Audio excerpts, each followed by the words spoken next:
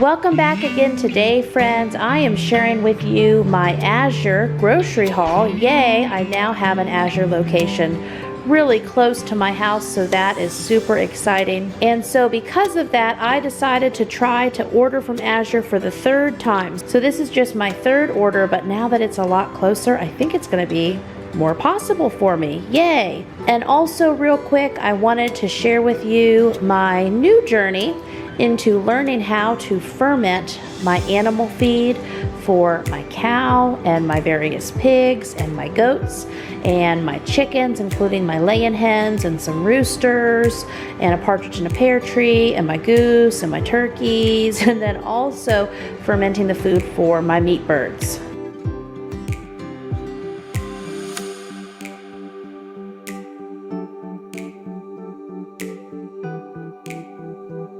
What I have done here is I've done 3 days worth of fermented food for each animal group. So for our cow, I have 3 buckets. For our meat birds, I have 3 days. For Mama Pig and her babies, we have 3 days. Because I've noticed them, like they're still heavily nursing, but also like when we gave her pepper scraps, the little guys started eating pepper scraps, so they must be ready for it. For our laying hen chickens and our goose and our duck, a few other random poultry animals that we have, I have a row of buckets. Then for our boy pigs, for Boris and his 2 amigos, and then for our goats. So I have all these buckets lined up here. Now, some of these animals get heavy scraps. Like technically with our laying hens, I wouldn't even need to necessarily throw them feed every day.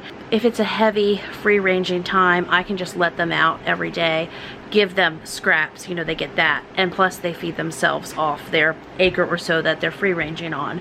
The meat birds though, like they're confined. They're in what I call our meat bird dome, and we move the dome around, but they rely on us though heavily for their feed, and they're going to be butchered in a few weeks. So anyway, feeding them every day. But with our chickens right now, we've had a loosey-goosey summer.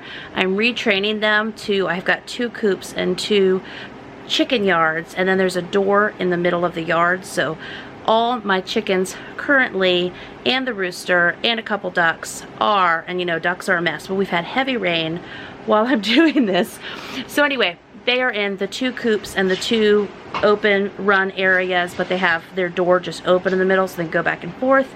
And I am, besides the scraps, supplementing their feed right now, just because, I mean, I should have done this, I don't know, July. What was I doing with my life? But they've just had a loosey-goosey free-range summer. I'm new to fermenting animal feeds. I'm also doing this for my laying hens, and so I'll show you what my buckets look like. We have a really nice, well-known organic animal food producer near us called Sunrise Farms. It's actually the same animal feed that Polyface Farm uses, and lots of folks order from them from all around the country.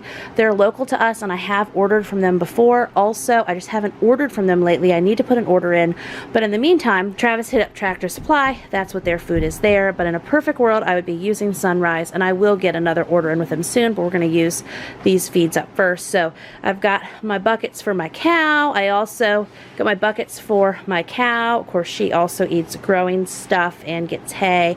Buckets for, who was this? Okay, for the meat birds, buckets for Mama Pig and her babies, buckets for my laying hens, buckets for our boy piggies, and then buckets for goats. Those just happen to be bigger buckets. They were just the buckets that I had available. This is what this looks like spread out on my basement floor.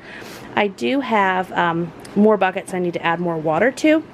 And I'm not even, 100% sure. This is not an expert point of view, but the whole rationale behind fermenting animal feeds is that you cut their feed in half and then you add water, and by day 3 you are growing so many fantastic, healthy, fermented probiotics for your animals.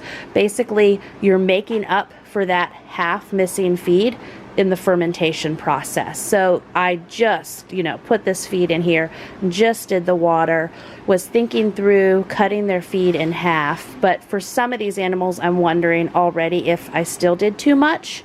I'm not worried about not doing enough because, again, like we have hay, we have scrap, we have land available, those sort of things. But we'll see. Again, this is my first time doing it. So my thought is, so on day 3, she'll have her day 3 bucket, and then the next day I'll do this bucket, and the day after that I'll do that, and each day I'll make another row of buckets. So on day 3 I will make the buckets for day 7. Those will go to the back of the line, and we'll just continue on like that. So I'm kind of like priming the pump here. I probably technically only need to be fermenting 2 buckets at a time for each animal group. I think that's right. And then the next day I would do day 4. I don't know. I'm confusing myself in this. So to start, gentle entry into fermenting my animal feed. I'm starting with 3 buckets. I'm fermenting for 3 days, and we will go from there. I'm sure I'm going to learn things over these first 3 days, and I'm going to start making little changes.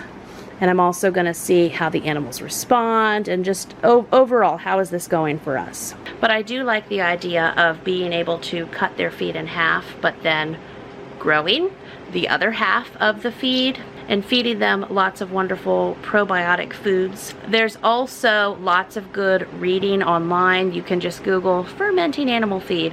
From what I have read so far is that I can ferment the feed for all of the animals I have, even for my cats and dogs. So I'm not adding the dogs and the cats to this. But again, I'm doing my laying hens / other poultry, my meat birds, my pigs, my cow.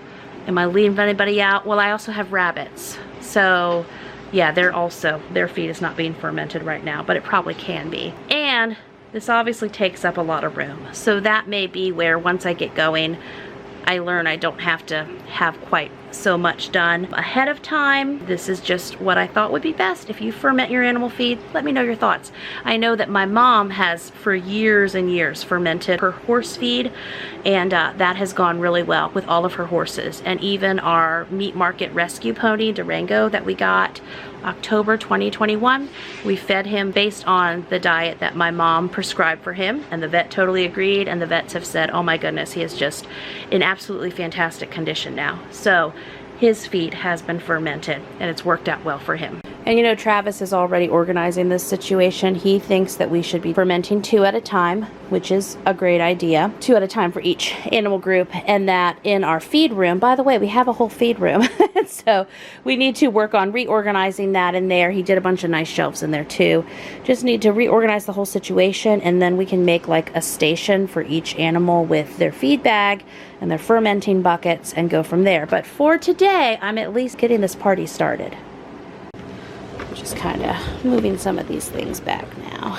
Pig line, but that's gonna grow for Mama Pig and her babies.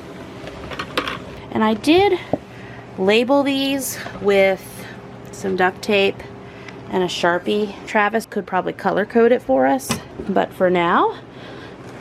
And then moving my meat bird feed over.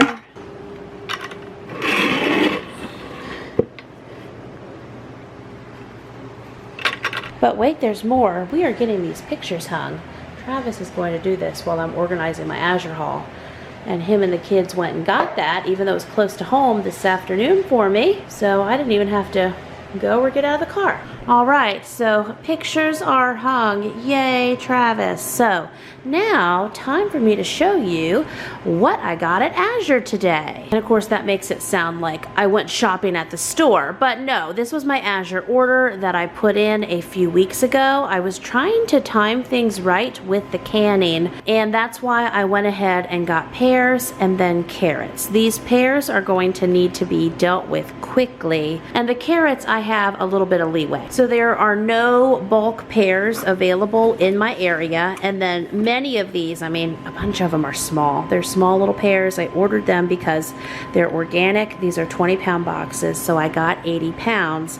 I just know to make any headway, to get anything canned and preserved up, it seems that especially, you know, large family style, I need a lot of whatever it is that I'm going to be canning and such. So each of these boxes pretty much look the same. I mean, we're gonna have to get to these quick. So I'm going to be storing these for about 2 days, and then I'll be able to get to them hopefully, well, 2 days.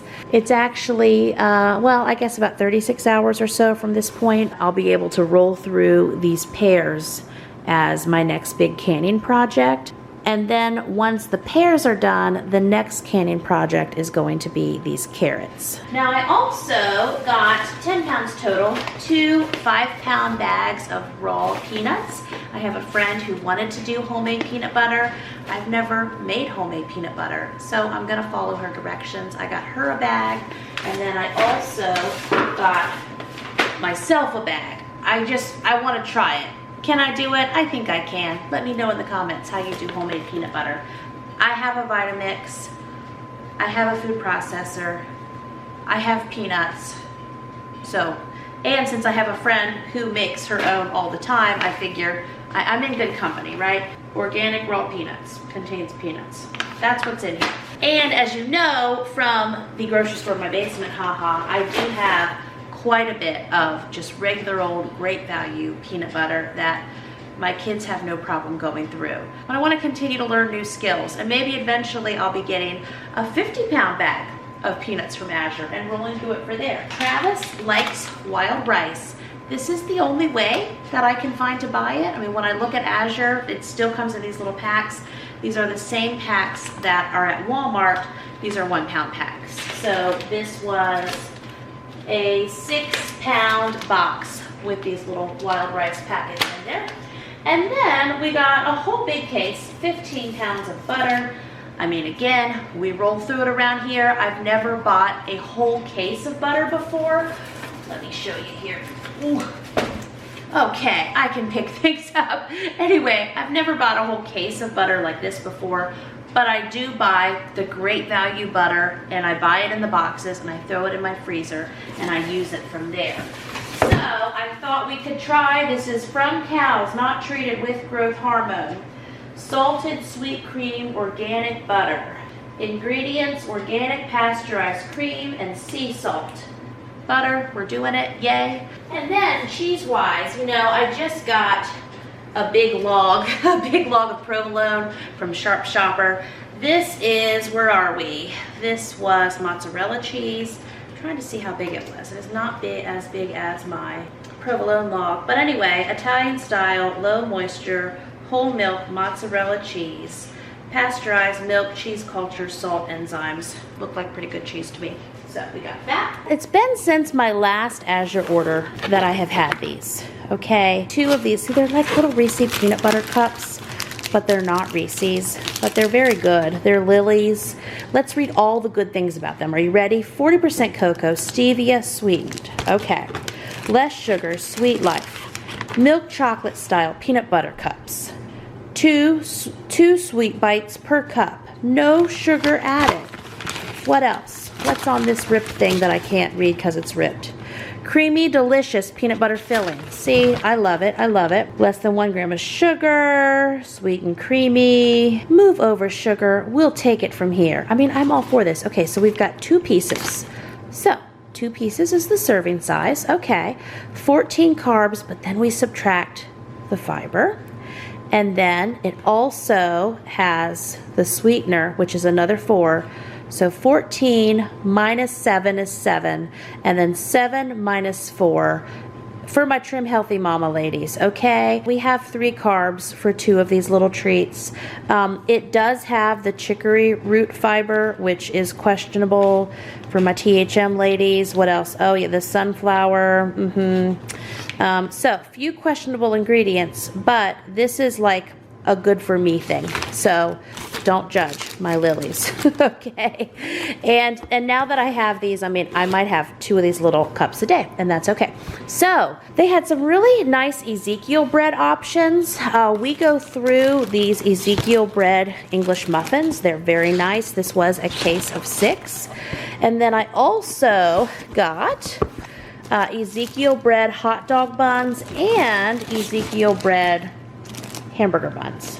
These are sprouted, and this is the kind of bread I use a lot, and I have other kids that use it. I mean, when I talk about getting something for myself, it's available to the whole family. I did not buy 20 bags of these hot dog buns. I only bought 2. but anybody can use them. I mean, just go ahead, right?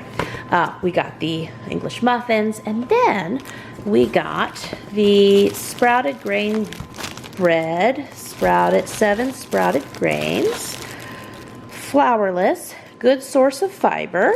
And then, so it is so sad, I probably have 4 slow cooker freezer meals that are in the gallon bags. I don't have any like freezer meal casseroles, anything quick and easy like that. I got a lot of components and ingredients, and we need to definitely, like, my plan in life is this Friday I am doing freezer meal prep, but Saturday I'm taking the whole day and I'm gonna cook up one of my large family freezer meal packs, and it's gonna be awesome to have all those meals prepped and ready to go. And with that being said, we all know we like sour cream here, so I got probiotic sour cream.